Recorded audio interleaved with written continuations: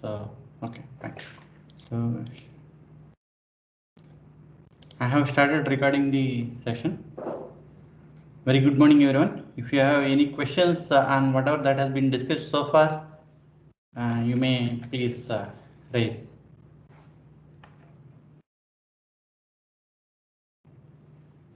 Hello, sir.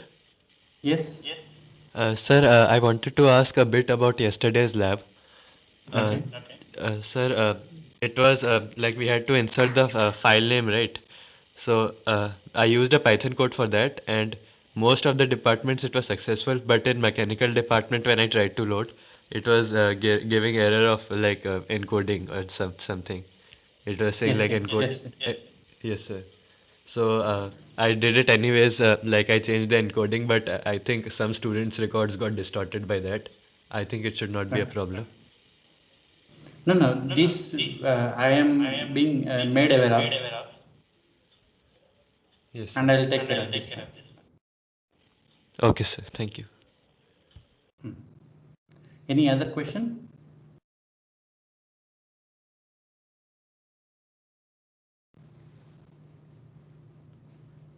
Okay, if there are no questions, then we'll move forward today.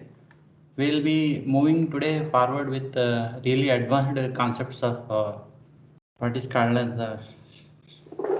SQL. In SQL, we'll be going into really advanced concepts, but with a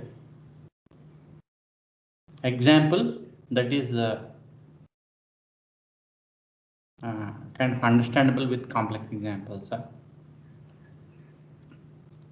So before going into this one, I have two announcements.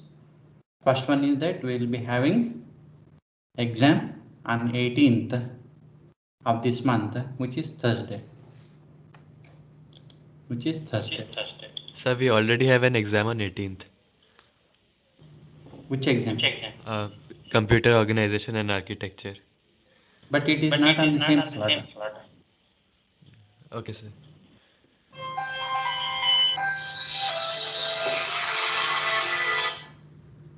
So that is first announcement.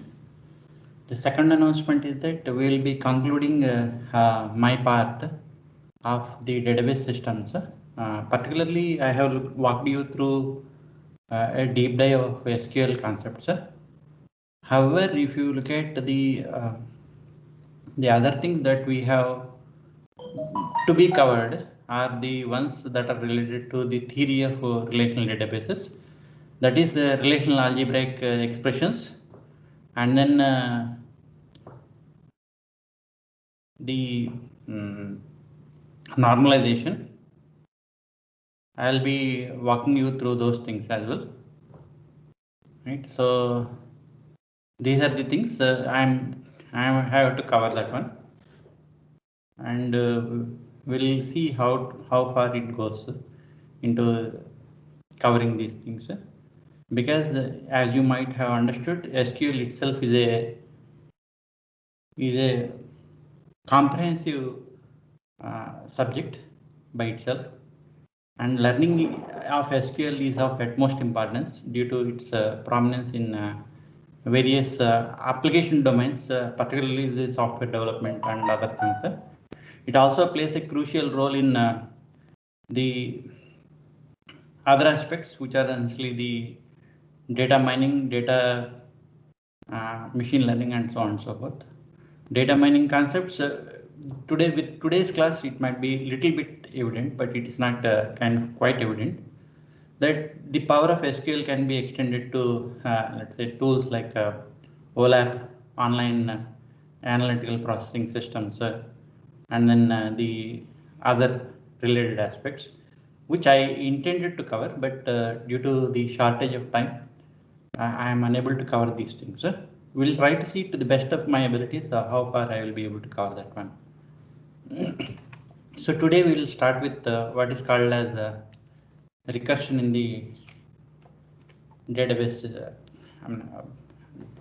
Recursions in SQL, right? And typical recursions you are all aware of is that a program calling itself, a function calling itself, and you might have been written some programs in languages such as C, C++, Python, or whatever it might be, right? But here, when we are talking about recursions, it is not a typical recursion. It is a recursion involving operators, right? So what it means is that if I wanted to infinitely operate on the joins, infinitely operate. So if I ask you to join two relations, you say A join B, R1 join R2, which essentially leads to joining of two relations only one time. If I wanted to join R1 with R2 and its result with R1 and its result with R1 and so on and so forth forever. Why? What are the use cases? Why this is required? All these things we'll try to talk about. But when operators are involved and when the recursions needs to be performed on operators, now it's no more on a functions being called recursively. Right, that is the main point that I want you to kind of be aware of when we are trying to talk about recursions, right? So data, that is a common kind of operation on data, is that operators cannot be applied infinitely. So this is what is the main thing, and then recursively, which are we wanted to apply these things recursively. Just an example is that this is once again a textbook example. I'll walk you through textbook examples because real world examples are really involved, and then their SQL code becomes much more complex, and then it will take time for us to even understand what they're actually trying to do. That's why we will start with very handcrafted textbook examples, and then we'll try to take up a complex example. So for example, I have a relation table M1, which essentially is a movie. It records two columns. It records two information. One, the movie and its sequel. So over here, Rocky is a movie name. Its sequel, the Rocky movie has its sequel, Rocky 2. Rocky 2 is a movie name and its sequel is Rocky 3. Rocky 3 is a movie name and its sequel is Rocky 4. So this is a simple table that we all, let's say, seen multiple times. The question that we wanted to ask is that give me all the sequels that are obtained for movie Rocky. If this is the query, then you have to, if you join M1 with M1, you will get what is called as a Rocky movie and its sequel, Rocky 2 movie and its sequel, Rocky 3 movie and its sequel. So that is what you will get. But you will not get Rocky 4 is sequels of Rocky. So if you look at Rocky sequel is Rocky 2, Rocky 2 sequel is Rocky 3, Rocky 3 sequel is Rocky 4. Now I can conjecture that Rocky 4 is a sequel to sequel of Rocky. Such kind of operations are of immense value, and then you will actually see these kind of operations in pragmatic things. We'll also look at such kind of examples, right? And to perform this one, if you perform only one join, it will not be able to sufficiently get the all the sequels that are made out of Rocky movie. You will get if you perform one join on M1, you will get Rocky's next sequel, which is Rocky 3, and so on and so forth. So which means that if you wanted to perform join several times on the same tables, that is where the power of recursions comes. And this is significantly departs from the concept of recursion in the programming languages. Programming languages, you call recursions using functions. So you call function within function, right? But here we are actually calling operators by themselves. So we'll try to see what is the meaning of it. For example, if I say construct all the sequels of Rocky, irrespective of how far away this Rocky sequel is. So to perform that one, what is it that we try to do is that assume that we copy M1 this table M1 to M1's copy C1. M1's copy C2 once again I have copied, right? So essentially I have obtained two copies of M1. I am calling as C1 and C2, MC1 and MC2, M1 C1 and M1 C2. So now if you perform one join, what will actually happen, and what is the join that I am performing? How we are performing? We'll look at it. That we are performing the M1 joining M1, and the sequel of M1 must be the movie of M2.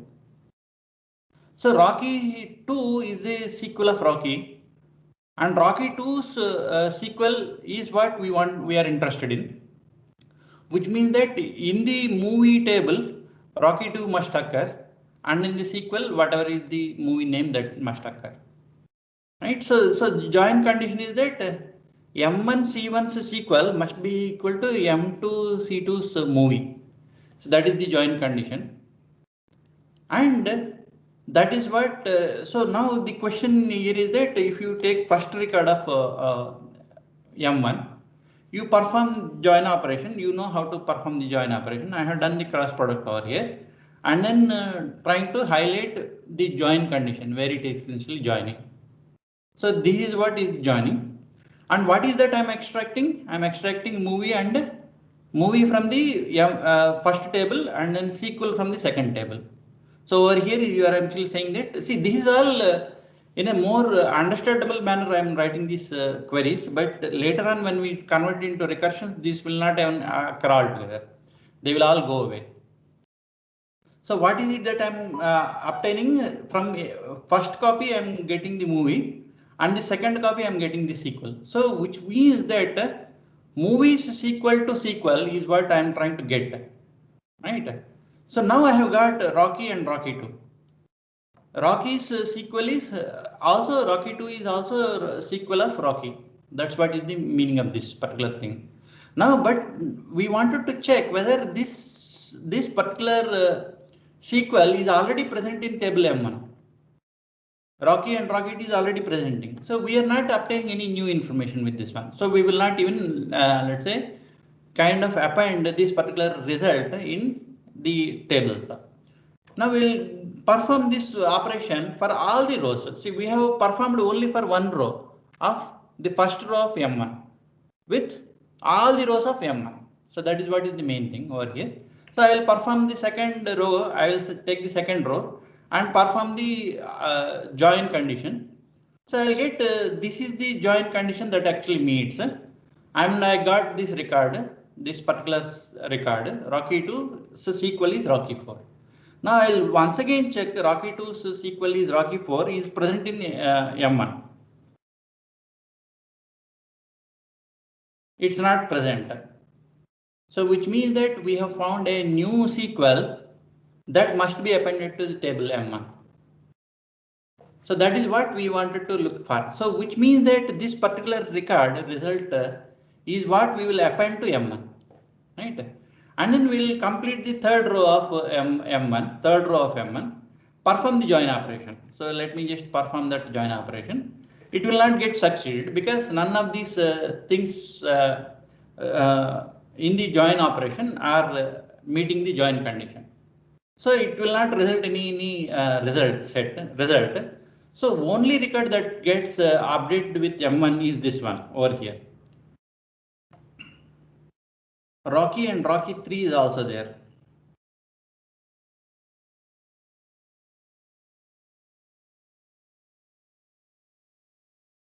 Okay, so let me just go through this one, right?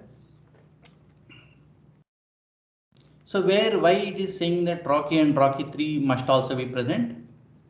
Yeah, Rocky and Rocky 3, somewhere we have missed out. Where we have missed out? Rocky and Rocky 3, this must be 3. This must be 3. So these two records are the new records which must be added to the result set M1. So M1 gets updated to new table M2. So any questions are here?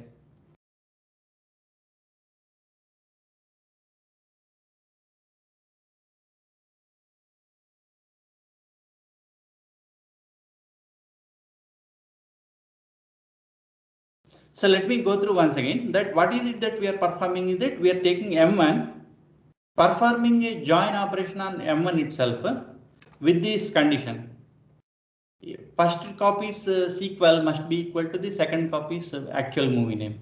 So that is what is the join condition. And whatever the record that we are obtaining, so this must be Rocky and Rocky 3. It is not Rocky 2, it's a typo. I will correct this one. So this is one record, and we will immediately check this record that is obtained is not in the let's say list of the movie sequels. So Rocky and Rocky 3 are not in this particular any of the rows. That is not there. Rocky and Rocky 2 is there, but Rocky and Rocky 3 is not there. So it is added. Similarly, if we perform this second row with all the other rows of M1 by performing join operation, we will get this particular record. And the third Rocky and the third record of M1 will perform the join operation. It will match with none of the records.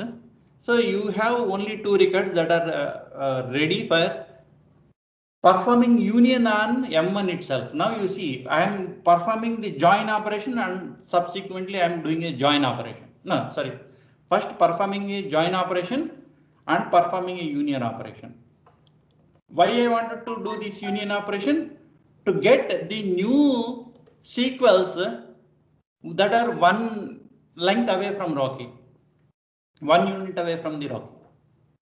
So 1 unit away from the Rocky is Rocky 3. And then from 1 unit away from Rocky 2 is Rocky 4. So those two records will be appended to the original table M1. So now M1 becomes this particular table that we'll rename it as M2. And we perform the same operation. We join M2 with M1. We join M2 with M1 with the same join condition, and then try to see which are the new records that actually comes in. So now what is the meaning of it is that I am now looking at all the movies that are 2 units away from Rocky.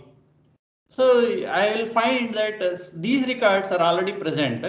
The only record that is not present is Rocky 4, Rocky and Rocky 4.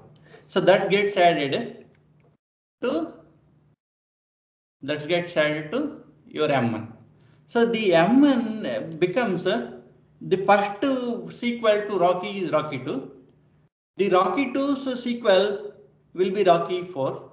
Rocky 1's sequel will also be Rocky 3, and so on and so forth. So all this will give me one sequel away, second sequel of the movie, third sequel of the movie, fourth sequel of the movie, and so on and so forth. But if you look at what is it that we have performed, is that we have performed only 2 joins. So we'll get 2 sequels away. And if you perform the third, let's say now you take M3 and perform the join operation with M1, and the subsequent result set you try to union it, you will not get anything, because if you perform the M3 join M1 on the condition that on this condition you will not get any new records. None of the records are new. So these 2 steps yields no new records. When there are no new records, recursion terminates automatically. So now see here you are not imposing any condition on the recursion, when the recursion should essentially kind of break. What is it that database will automatically infer is that as and when there are no new records to be let's say that are obtained out of the join condition, it will just terminate the recursion.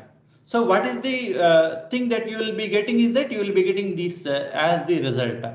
So you will get all the first sequel movies of this movie Rocky, all these movies. Rocky's first sequel is this one. Rocky's second sequel is Rocky 3. Rocky's third sequel is Rocky 4. Likewise, you will get. And Rocky's second sequel is first sequel is Rocky 3. Rocky's second sequel is Rocky 4. And Rocky's first sequel is Rocky 4. It must be Rocky 4. And then Rocky's second sequel, Rocky 3's second sequel has not come. So it will not essentially give me anything. So now if you examine this one, what is it that we are performing? If you look at we are performing first join and union, join and union, join and union. This is exactly what you will be placing in loop repeatedly. Recursively you are performing, and what is that is under recursion is that the operators are under recursion. not the functions, not the stored procedures, not the stored programs. Any questions so far?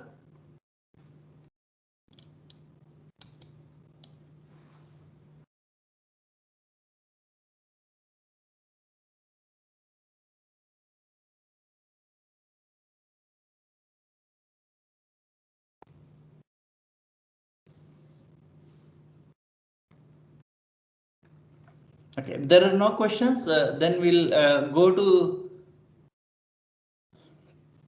the other example, and then how we wanted to systematically form these recursions. So these recursions are formulated using what is called as data logs. So these data logs are not jumping into right away into SQL. First, we'll try to understand through a notational perspective. Then we will go into the structured form of how you wanted to write recursions in SQL. That's what we will try to look at. Is that M1 is the movies and their sequels. And I see here X stands for movie and Y stands for sequel. So what we are trying to look at is that we wanted to say that follow on is X follows Y. That's what the thing that we get. And here, sorry, Y follows X. Y follows X is what this notation is. First, what is it that we try to do in the data log is that we copy this table as is into this follow on table. It's a copy of follow M1, table M1, right? Now, what is it that we try to do is that Y follows X, how we wanted to say is that if Z follows X and Y follows Z, then Y follows X. That is what we are trying to formulate as a recursive rule. Right. So this is the formulation in which we express in the data logs the recursions. Once we establish this one, we can actually write these recursion rules straight away into the SQL. Right. Another example we try to give you. This is a very practical example, pragmatic example that is being used in all the airlines. So, for example, over here, this is a graph of cities, and then every node in this one is a city, and any two nodes in this graph are connected if there is an airline that connects from one node to another node. So over here, from San Francisco to Denver, there is an airlines that is United Airways that starts at 9:30 and then reaches Denver at 12:30. That is what is the notation. So is the case over here, Denver to Chicago and then Chicago to New York. So this is a graph of the cities and in the flights, what time they depart and then what time they arrive. So this graph is incorporated in terms of a table that airlines from which city to which city it will go, it will fly. What time it departs, what time it arrives. So this all the information essentially is kind of included over here. So if this is the table that we have, and somebody asked this question that can you give me the flights from all the flights that goes from San Francisco to Chicago, which is 2 units away, one city away from the San Francisco, which means that I might also get a direct flight from San Francisco to Chicago, or I get a 1/2 flight that I first go from San Francisco to Denver. From Denver, I will go to Chicago, or I will first go from San Francisco to Dallas, and Dallas I will go to Chicago, or I will go to Denver and then Dallas and then Chicago. So there are 2/2 flights are there, 3/2 flights are there, and so on and so forth. All these must be retrieved at the time of showing the results to the users, and it is the user who will actually choose what are the best alternatives. But as far as the search is concerned, you should be able to retrieve all the flights that operates between these two from the origin to destination. It is not that if you say that give me the flight that goes from San Francisco to Chicago, since there is no direct row card over here, there is no direct row over here, you cannot come and then say that there are no records, sir. There are no flights, sir. This is the particular use case. If there are any questions, please let me know.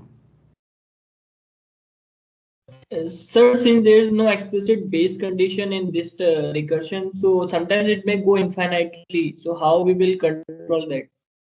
It is the user's, see, this is what is the main thing, is that it is the user's responsibility to make sure that things are working, right? The other thing is that even if, let's say, this goes in infinite, databases are smart enough, database engines, they will kind of terminate the processes. See, this actually happens in multiple places, not only in this explicit recursions involving operators. Example is that triggers. If you say I have whenever there is an insert on table 1, you insert a row into table 1 itself. Will this not create recursion? Right?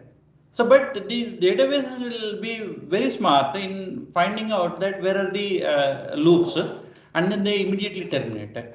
See here, the implicit termination condition is that when you keep applying this operator, be it join or be it union, the result, if it is a null set, then it will automatically terminate. And as you have correctly pointed out, that what is the guarantee that this result will always gives a null set, right? So that is the responsibility of the programmer to ensure that such kind of conditions essentially meets.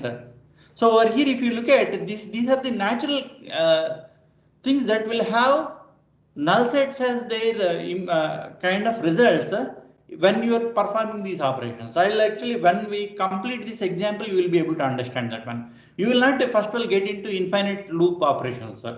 But of course, if your recursions are such that things are not going well, or if your data is such that things are not going well, it will keep looping it, and then you have to terminate, or database will terminate. Right? See, you can can you write a recursion program which does not meet the base condition? No, sir. If I remove the base condition, then it will go infinite, and ultimately the compiler or that program will. No, it will operating system will terminate. Somebody has to come in and intervene, right? Yes, sir. Right, somebody has to come and intervene. If you simple example, if you write a main function, first line is printf my name is so and so, and then you call once again main. Right, so this is not a incorrect program. Syntactically it is correct, and also it will run, execute. It keeps printing the same statement, and then at some point at the other time, operating system will realize that the resources are being consumed, and it will terminate. Right. So likewise, here also similar things will actually happen. You will be kind of repeating it, repeating, and database system will come and intervene. Right. But in the other case, Yes. triggers case, what actually happens is that database is smart enough, even before you try to execute this one, it will say that hey, there are deadlocks over here. Not deadlocks, sorry, I mean that is an incorrect terminology, but it will say that there are loops in your triggers, that it will actually try to warn us. Right, so simple exercise you can actually do is that on the same insertion you try to insert into the same row, then you will be able to understand that quickly that things are not going to, I mean they go into infinite loop, but somebody will intervene, because it is independent of the operating system. Database is not a not under the control of the operating system as far as its internal processes are concerned. Right? So that is the issue. In any case, so that is a good question. Base case, we are not explicitly mentioning any base case. That is the first and foremost thing. Base case is achieved when there are no records, new records to be incorporated into the original table. So that new records are, these two are the new records.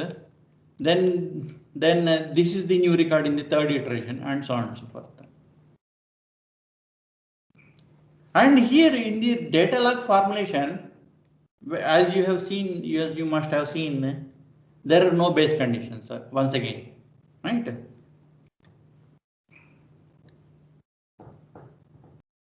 And why we do not have such kind of base conditions is that, once again, I wanted to emphasize that we are applying operators under recursion. We are performing join operation recursively. It is not that we are calling a function. We are not calling a procedure. Right? And when operators are involved, what is the base condition? There is no base condition altogether. The only base condition the database thinks of is that there are no new records. That is the natural base condition for the database. Is that okay? Yes, sir. So now this is the base example. We'll try to look at. Here is the data log rule in recursive programming language. So flights is the table name.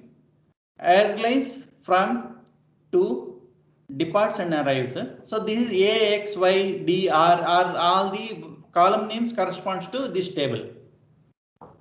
Y can be reached through X is what reaches relation is. So when you give the flights table, it will take X and Y columns only. So essentially it will take from and to. So from San Francisco to Denver, if I wanted to say Denver can be reached through San Francisco, or you can say that San Francisco from Denver there is an airline, there is a flight. So that is what is the reaches relation. Y can be reached through X. So what is it that I'm initializing? I'm initializing this Y reaches through X from the base table, which is flights. So I have copied all the records. Whatever is the contents of flights table, I am copied to reaches relation or reaches table. Now I am examining why in what other alternative forms can be reached from X. That is what is the main thing. So that I will actually write through a data log rule that if Z can be reached from X and Y can be reached from Z, then Y can be reached from X. That is what is the data log rule.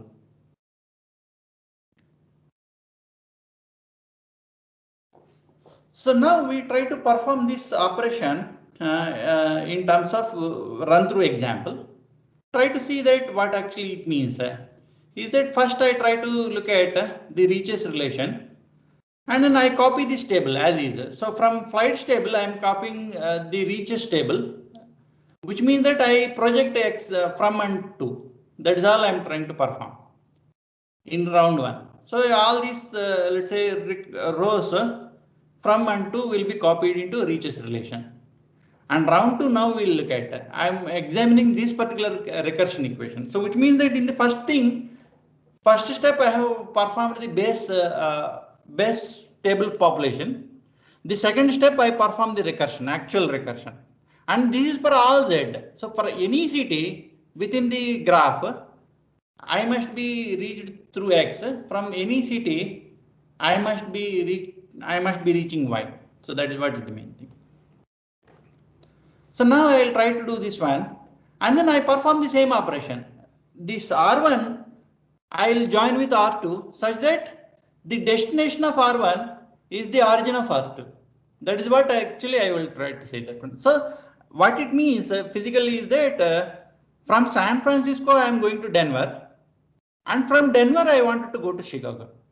So whatever is the destination condition of R1, that is the origin of R2 is the join condition.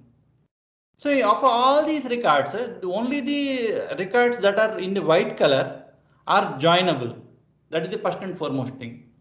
From these, I will actually take the origin of the reaches 1 table and the destination of reaches 2 table. So San Francisco and Chicago, from San Francisco, I can go to Chicago via Denver, right? But the moment I have this particular record, I will check immediately San Francisco to Chicago, San Francisco, Chicago, row is there already in this in this particular table. It is not there. So I will perform the union operation. I'll perform the union operation, and which means that I'll add this particular San Francisco to Chicago in reaches relation.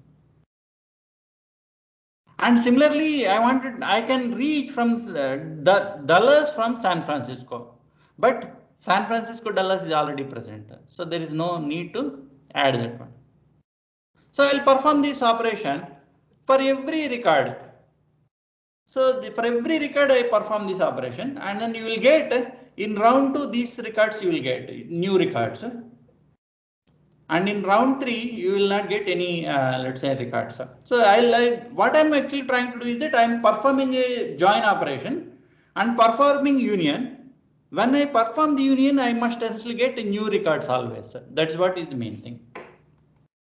And when you go through this one, you will actually go through 3 rounds and then it will terminate, saying that, well, there are no other ways of reaching from one city to another city in any number of hops.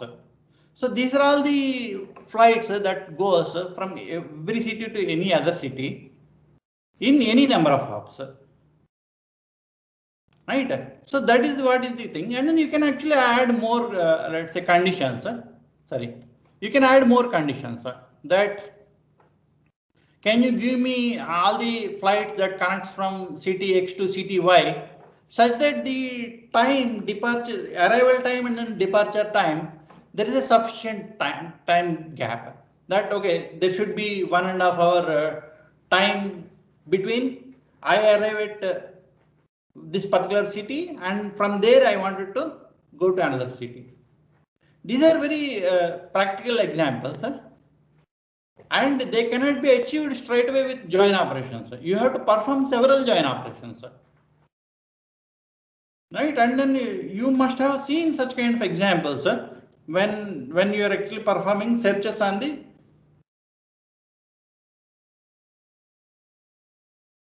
the actual flight reservation systems, right? Any questions?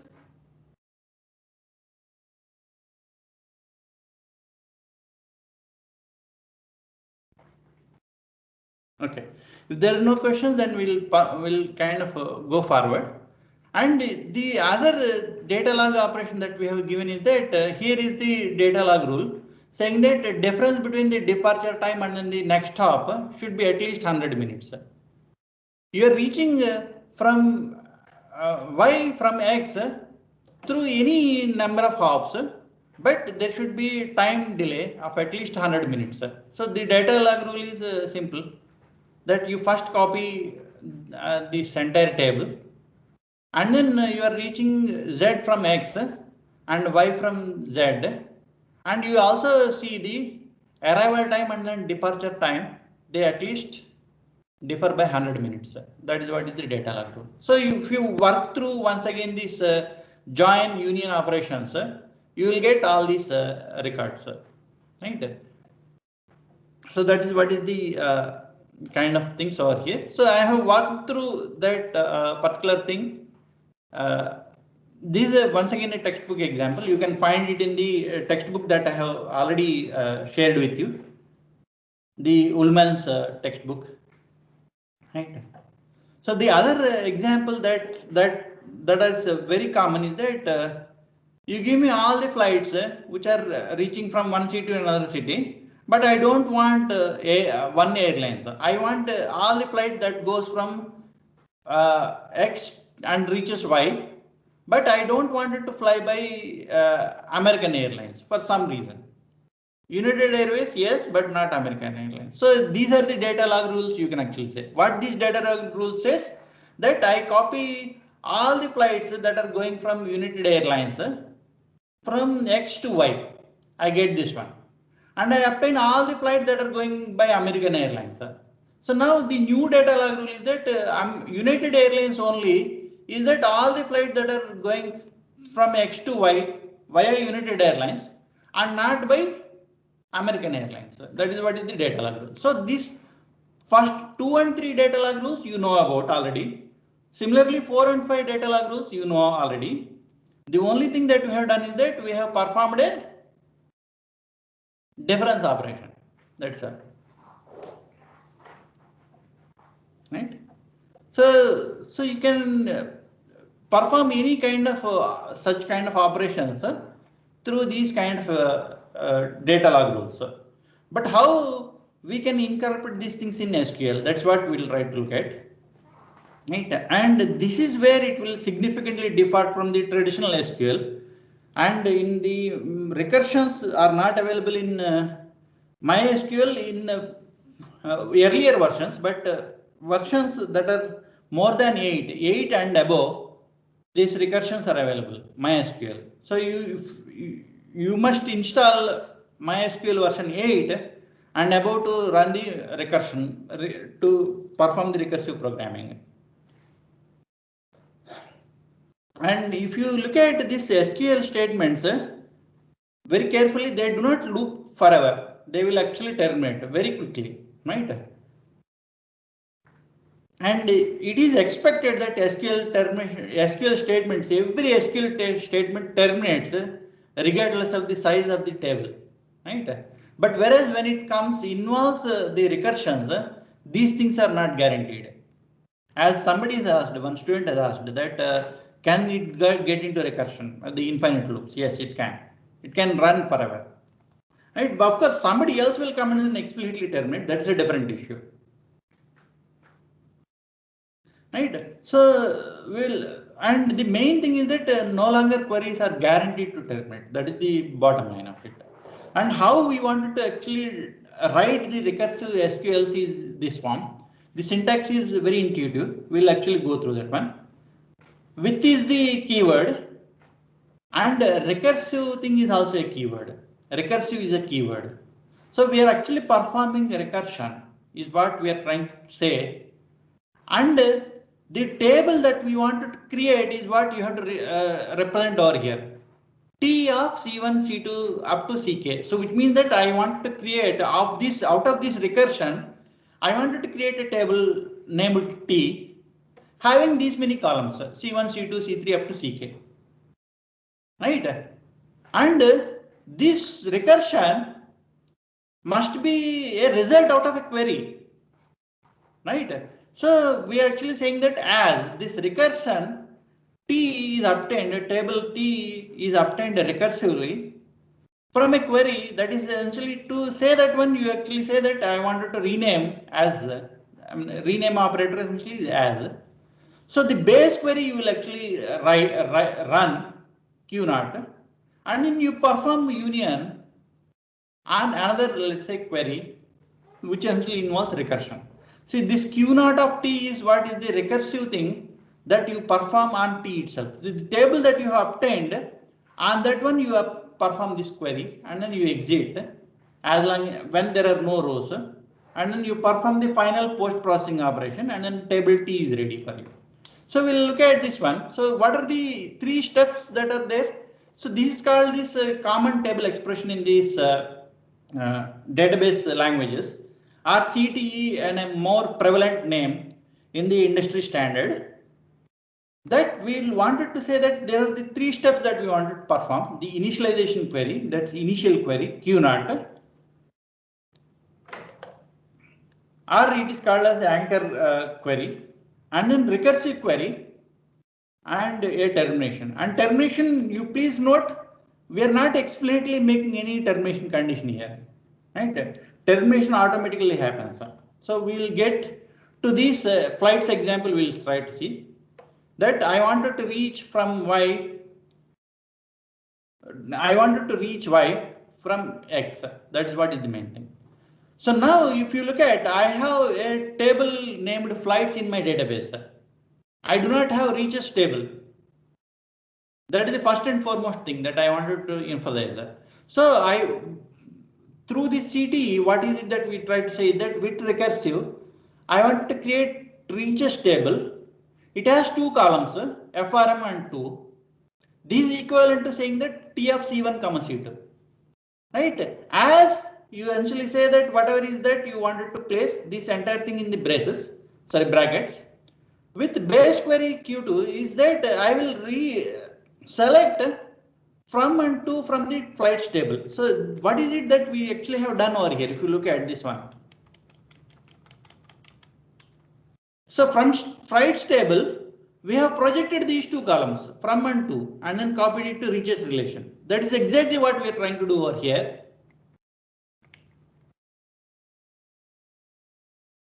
That's exactly what we are trying to do in the query 0. Then we perform union operation. And what is the union operation? We are performing a join. Please remember. See, here is what is the join operation that we are performing. Right? We are performing R1 join R2 with the condition that I have reached from R1 to some city, and then from that city I want to go from somewhere else. Right? So this is the join condition. So I perform the join.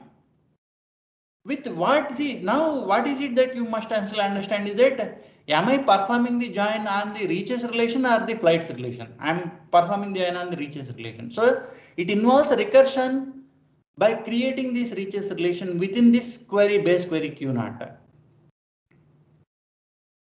Right? So that is what is the main thing. And then you have to join with, let's say, this table with itself. And you keep looping it forever till there are no more records to be joined. And finally, what is it that you perform? This reaches relation has all the records from whichever city to whichever city, how many ever number of hops, it will contain that all that information. And what is it that you do? You read all such kind of rows. So that is what is the example. Any questions over here? Excuse me, sir. Yes. Sir, in the recursion, why are we joining reaches with reaches? Shouldn't it be with flights? Because then we will. That is correct. That's correct. That is flights. It must be flights, sir. You are correct. Thank you, sir. Any other question?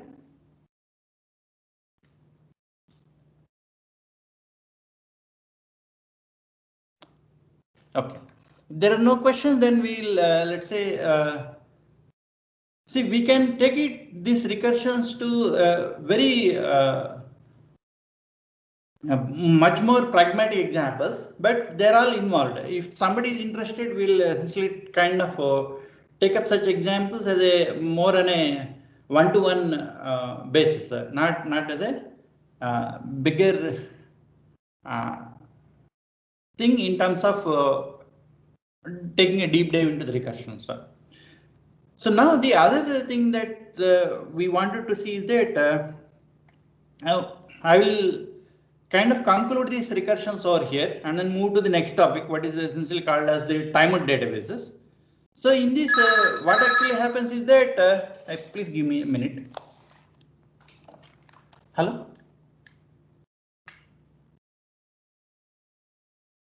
Can you please give me some? Oh, today there is a class? Sir? Yeah,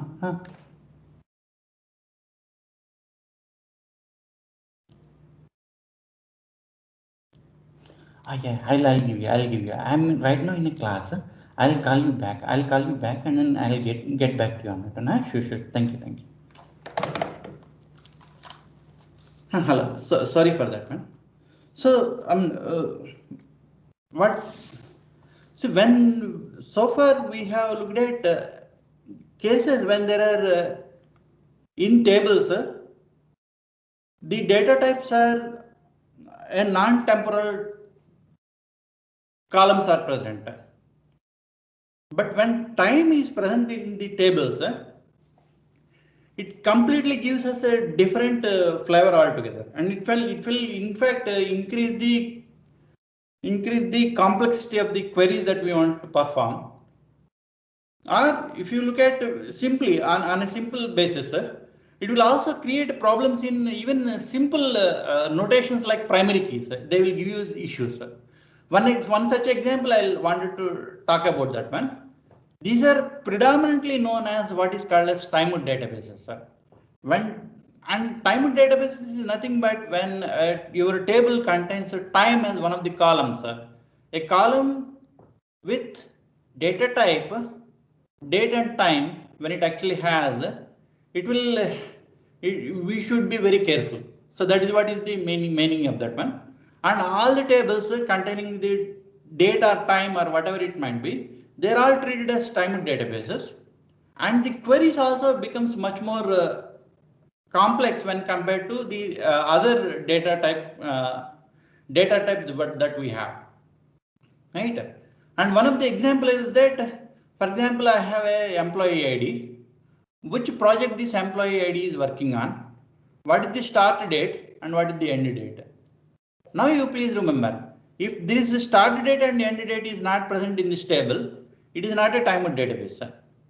When these are incorporated, timeout database essentially comes into play. And you might see that, well, what is the main difference between these two things? There are no particular issues. Initially, at the first look, you will not be able to make out that there are differences or there are issues with this table.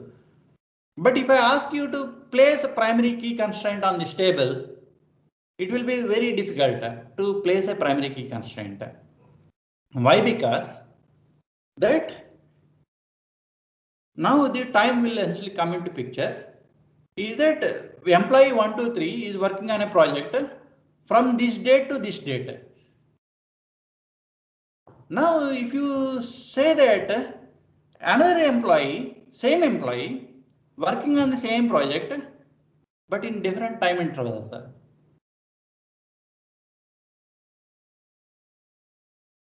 So now is the main question is that the time intervals becomes an issue.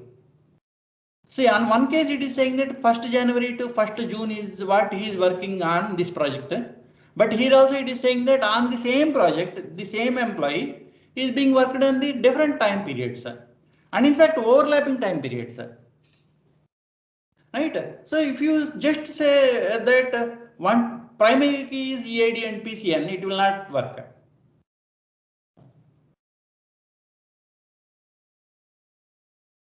Right? So such is the kind of issues that actually props up. And what is it that we can actually say is that, for example, over here, no employee can have a particular position twice at the same time. So this is where this time will essentially create a problem. And we should be able to, even if you say that primary key is employee ID, project number, start date and end date is a primary key, that also will not work because these two records you can be able to now insert into this table. Now this is a violation. This is a violation. Right? And why employee and PC and project number cannot be primary key? Anyone can tell me over here some example? Okay, since we are kind of completing it, I'll conclude it today. We'll continue tomorrow and we'll take up the other things in tomorrow's class. Thank you. Any questions, anyone? Hello, sir. Yes, yes.